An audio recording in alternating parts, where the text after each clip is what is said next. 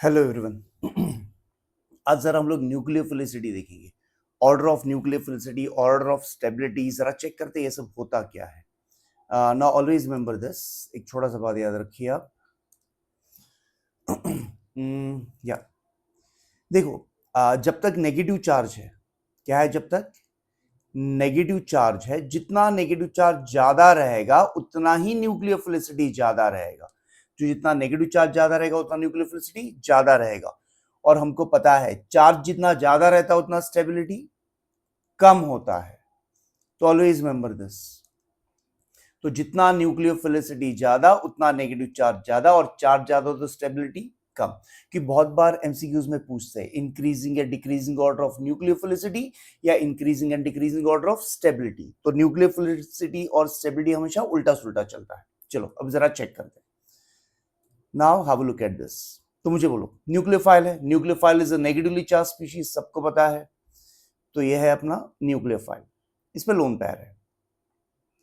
अभी जब तक वो लोन पेयर है, जब तक उस लोन पेयर का डेंसिटी ज्यादा है, नेगेटिव चार्ज ज्यादा है, तब तक वो स्ट्रॉन्ग न्यूक्लियोफाइल रहेगा।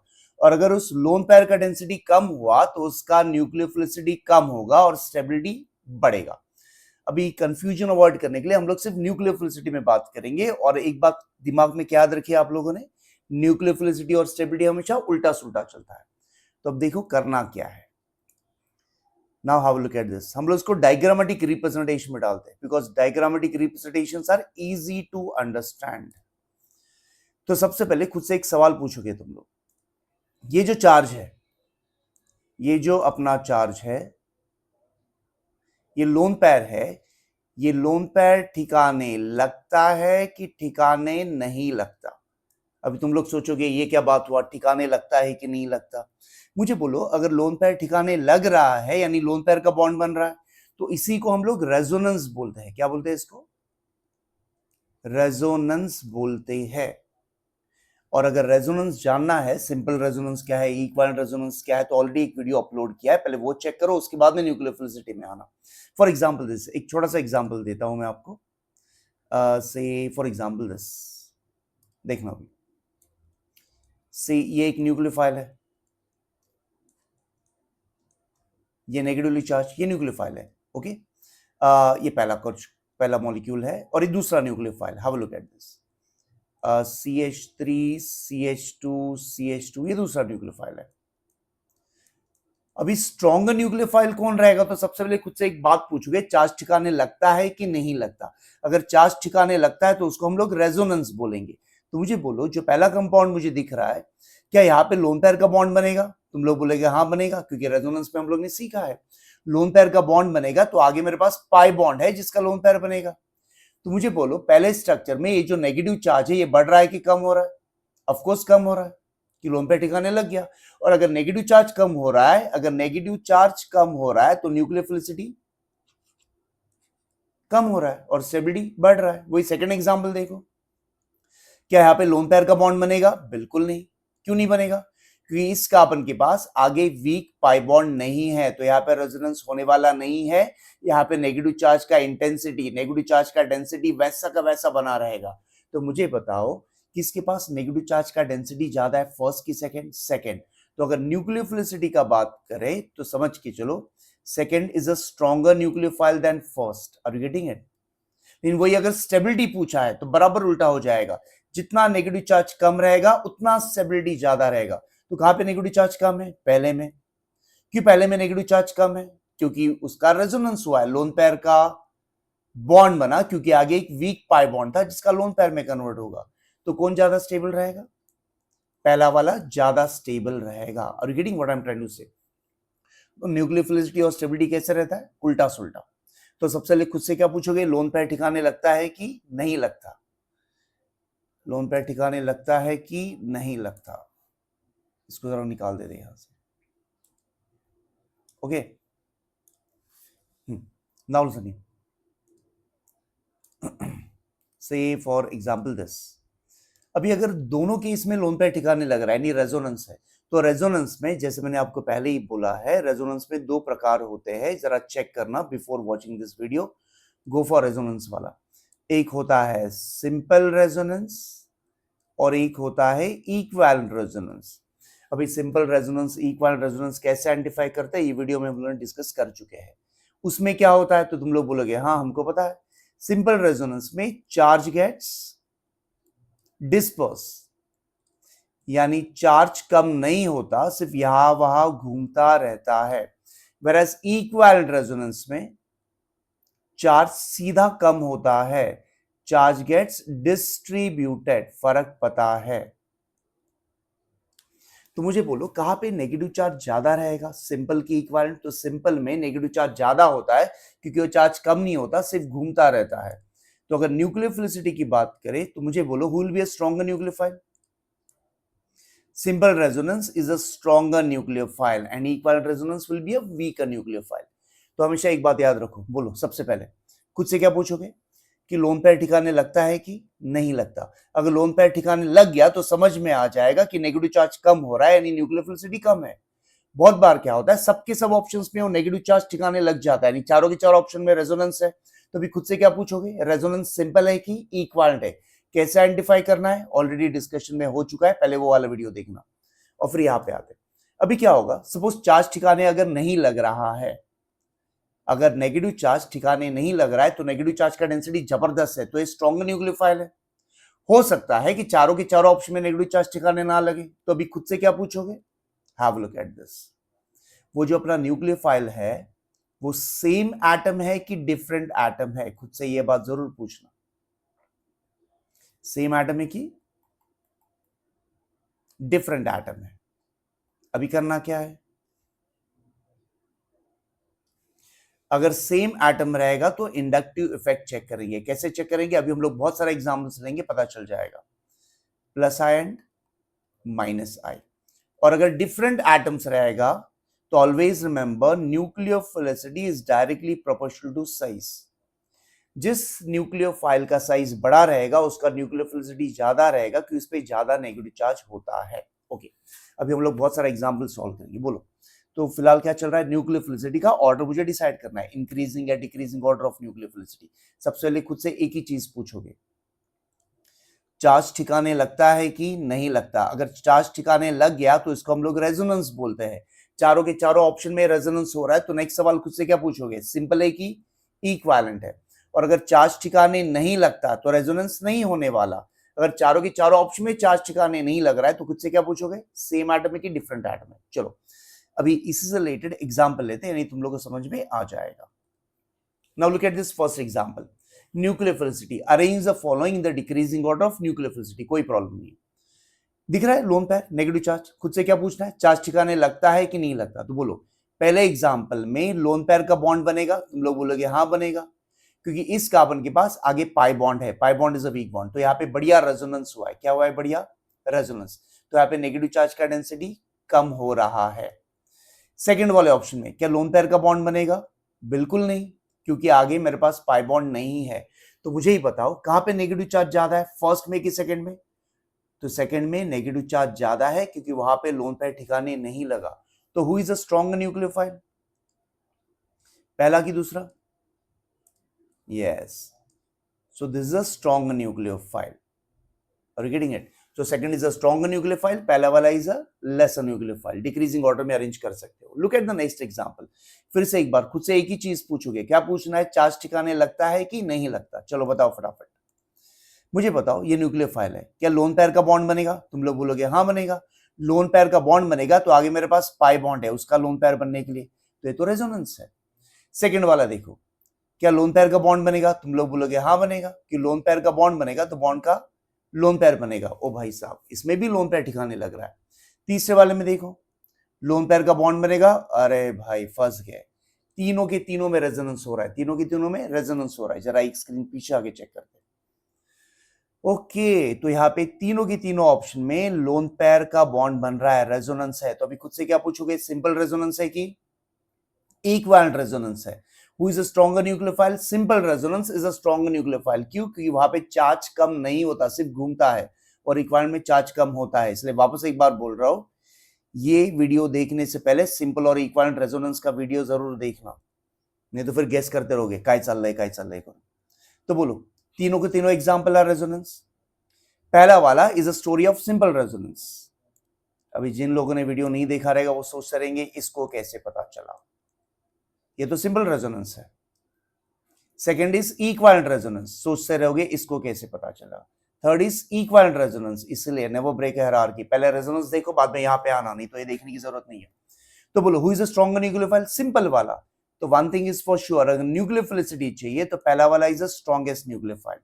Now there lies a problem, second and third दोनों इक्विवेलेंट रेजोनेंस है। इक्विवेलेंट रेजोनेंस में क्या होता है, यहां पे लिखा है चार्ज गेट्स डिस्ट्रीब्यूटेड, कैसे, तो वीडियो में पता चलेगा। अभी कितने पार्ट्स में डिस्ट्रीब्यूट हो रहा है, चलो भाई चेक करते हैं। अगर सेकंड वाले स्ट्रक्चर में देखूं तो सेकंड वाले स्ट्रक्चर में दो पार्ट्स में डिस्ट्रीब्यूशन दिख रहा है तुम लोगों को, एक यहां पे एक यहां पे, वेरएज यहां पे ये स्ट्रक्चर इनकम्प्लीट निकाला है, ये कंप्लीट स्ट्रक्चर है। ये अपना बेंजीन सल्फोनेट है। तो बोलो यहां पे कितने पार्ट्स में डिवाइड होने वाला है, तीन पार्ट्स में डिवाइड होने वाला है। कितने पार्ट्स में डिवाइड होने वाला है, तीन। तो पहले सेकेंड इसमें होता क्या है, ये जो -1 है ये दो पार्ट में डिवाइड हुआ, यानी -1/2 हुआ। इक्विवेलेंट रेजोनेंस में चार्ज गेट्स डिस्ट्रीब्यूटेड, यहां पे ये जो -1 है ये कितने पार्ट में डिवाइड हुआ, तीन पार्ट में, तो -1/3 है। और सिंपल में -1 का -1 ही घूमता रहेगा। तो बोलो strongest nucleophile is simple resonance, पहला। अभी इक्विवेलेंट में किसमें नेगेटिव चार्ज ज्यादा है, तो तुम लोग बोलोगे दूसरे पे। सो this is the order of nucleophilicity. Decreasing order पूछा, डिक्रीजिंग ऑर्डर ही दिया है। आर यू गेटिंग इट, तो रेजोनेंस को चेक करना ना भूलना। चलो नेक्स्ट एग्जांपल, फिर से खुद से क्या पूछोगे, चार्ज ठिकाने लगता है कि नहीं लगता, यही लैंग्वेज रखना। तुम लोग को लैंग्वेज अजीब लगता रहेगा, लेकिन मुझे 4 मार्क्स से फर्क पड़ता है, कंसेप्ट से फर्क पड़ता है, बेसिक से फर्क पड़ता है। अब बताओ क्या यहाँ पे लोन पेयर सब बॉन्ड बनेगा, बिल्कुल नहीं बनेगा, क्योंकि आगे पाई बॉन्ड नहीं है, तो ये बढ़िया न्यूक्लियोफाइल है। क्या यहाँ पे लोन पेयर से बॉन्ड बनेगा, बिल्कुल नहीं, ये भी बढ़िया न्यूक्लियोफाइल है। ओ भाई साहब, इस केस में दोनों के दोनों में क्या हो रहा है, लोन पेयर से बॉन्ड नहीं बन रहा है, यानी चार्ज ठिकाने नहीं लग रहा है। तो क्या करने का, चलो पीछे आके चेक करते हैं। तो ये है वो केस जहां पे चार्ज ठिकाने नहीं लग रहा है। तो अभी खुद से क्या पूछेंगे, सेम एटम की डिफरेंट एटम है, चेक करेंगे। ये तो डिफरेंट एटम है, एक ऑक्सीजन है और एक सल्फर है। अगर डिफरेंट एटम है तो क्या करने का, अगर डिफरेंट एटम है तो फिर क्या चेक करोगे तुम लोग, साइज। किसका एटॉमिक साइज ज्यादा है, सल्फर का। अगर सल्फर का एटॉमिक साइज ज्यादा है तो उसका न्यूक्लियोफिलिसिटी भी ज्यादा ही रहेगा। तो I think second is a stronger nucleophile than first. समझा कितना सिंपल होता है वो। चलो नेक्स्ट एग्जांपल चेक करते हैं। फिर से खुद से क्या पूछोगे, वही चीज खुद से पूछना है और इसी लैंग्वेज में पूछो। ये लोन पेयर है -1, चार्ज ठिकाने लगता है कि नहीं लगता, बिल्कुल नहीं लगेगा। क्यों नहीं लगेगा, क्योंकि आगे मेरे पास पाई बॉन्ड नहीं है, तो यहाँ पे रेजोनेंस होने वाला नहीं है। नेगेटिव चार्ज जबरदस्त है, बढ़िया न्यूक्लियोफाइल। चार्ज ठिकाने लगने वाला नहीं है, क्योंकि आगे मेरे पास पाई बॉन्ड नहीं है। फिर से दोनों केस में चार्ज ठिकाने लगा कि नहीं लगा, ऑफ कोर्स नहीं लगा, तो क्या करना है, चलो भाई पीछे जाते। तो लोन पेयर ठिकाने नहीं लग रहा है, तो अभी क्या पूछोगे, सेम एटम की डिफरेंट एटम है, तो तुम लोग बोलोगे सेम एटम है, वो भी कार्बन था ये भी कार्बन है, तो भी इंडक्टिव इफेक्ट देखेंगे। चलो इंडक्टिव इफेक्ट देखते हैं। अब बताओ इंडक्टिव इफेक्ट में मिथाइल विल प्रोड्यूस प्लस आई की माइनस आई, तुम लोग बोलोगे प्लस आई। प्लस आई यानी इलेक्ट्रॉन डेंसिटी अपने से दूर करेंगे। तो अगर ये नेगेटिव चार्ज इस डायरेक्शन में खींच रहा है, धक्का दे रहा है, तो यहाँ पे नेगेटिव चार्ज ऑफ कोर्स बढ़ा रहा है, तो बढ़िया न्यूक्लियोफाइल है। यहाँ पे एक ही मिथाइल है, इसका प्लस है, ये भी नेगेटिव चार्ज बढ़ा रहा है, तो स्क्रीन पे सीधा दिख रहा है कहां पे नेगेटिव चार्ज ज्यादा बढ़ रहा है, पहले वाले में। तो पहला वाला is a strong nucleophile than दूसरा वाला। आर यू अंडरस्टैंडिंग दिस, समझे एग्जांपल्स। तो बोलो सबसे पहले खुद से क्या पूछोगे,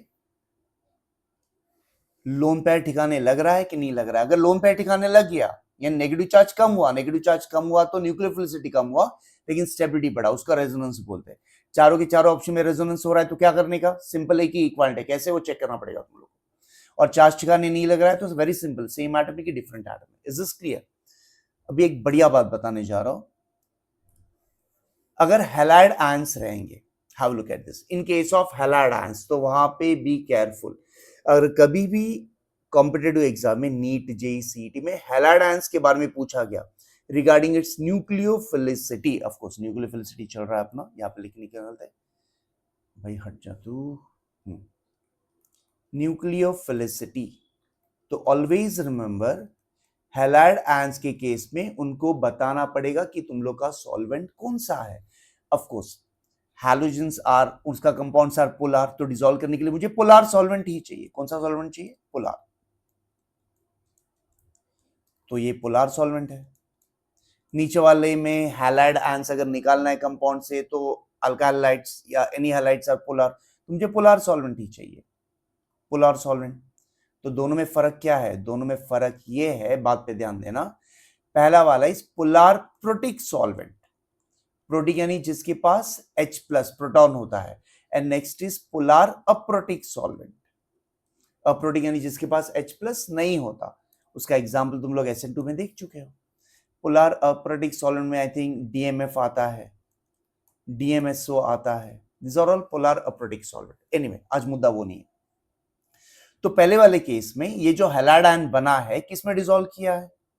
पोलार प्रोटिक सॉल्वेंट में, यानी यहाँ पे H प्लस है। तो मुझे बड़े आराम से बोलो, ये जो H प्लस है रेडिली कौन अट्रैक्ट करेगा? तो फ्लोरीन अट्रैक्ट करेगा, क्योंकि फ्लोरीन का इलेक्ट्रॉनिटी जबरदस्त है। तो F माइनस ने इतने सारे H प्लस को अट्रैक्ट किया है। अभी बात को समझो, बहुत ज्यादा H प्लस, क्योंकि इसका इलेक्ट्रॉनिटी भी उतना ज्यादा है।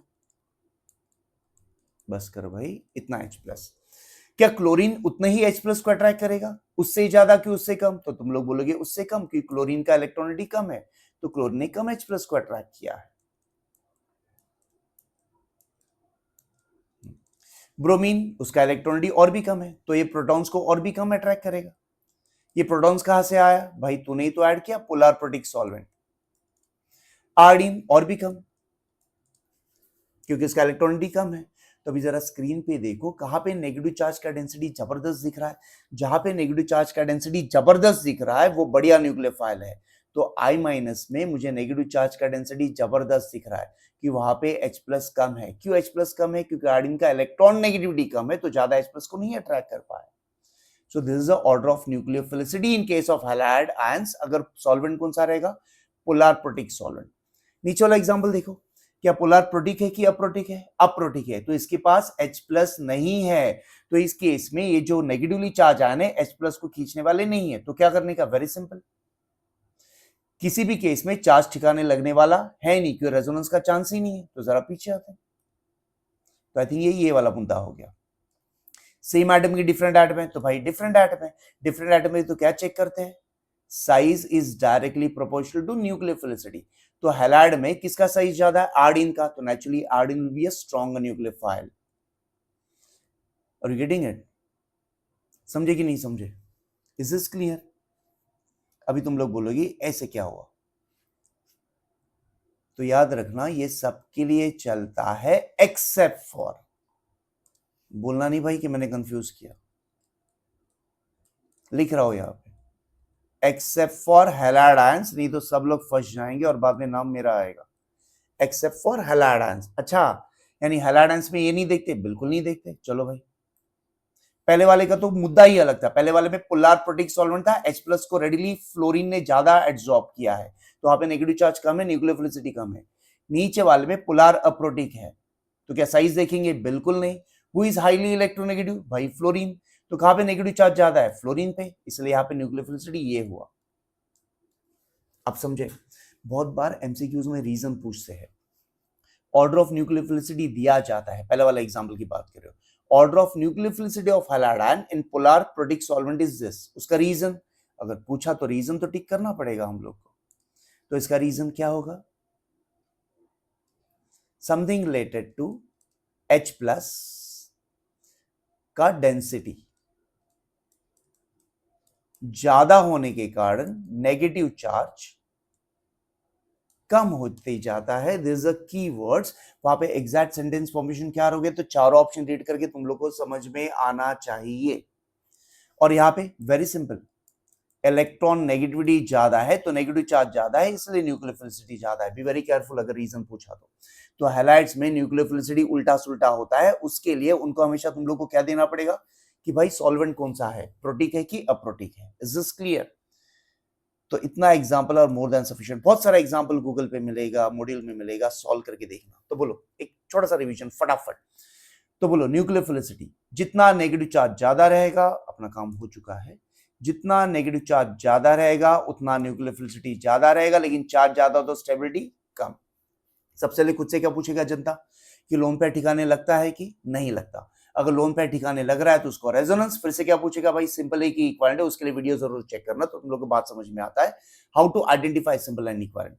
और अगर लोन पेयर ठिकाने नहीं लगता तो सेम एटम है कि डिफरेंट एटम है, सिर्फ वो जो डिफरेंट एटम वाला है directly proportional to size, that is exception for halide ions. Halogen को यूज नहीं करना, नहीं तो मुंह पे गिरोगे। Is this clear?